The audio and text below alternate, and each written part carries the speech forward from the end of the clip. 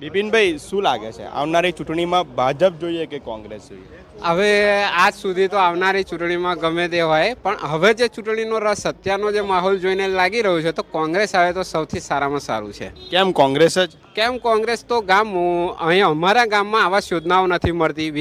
વિધવા સહાયોના જે પેન્શન મળવું, જે વૃદ્ધ સહાય, એ વૃદ્ધ સહાય મારા જાણવા મુજબમાં કેટલાક ઘરના અને કેટલાક ઘણા લોકોને વૃદ્ધ સહાય હજુ સુધી મળી નથી, જેમને 5-6 મહિનાની બાકી હોય છે. પછી આવાસ યોજનામાં ધારો કે ઇતર દલિત સમાજ હોય, દેવી પૂજક વિસ્તાર હોય, દરબાર જ્ઞાતિ હોય, આ બધી જ્ઞાતિમાં કઈ ગરીબ વર્ગ હોય, આ ગરીબ વર્ગના કોઈ આવાસ યોજના મકાનની હાલમાં મળી નથી.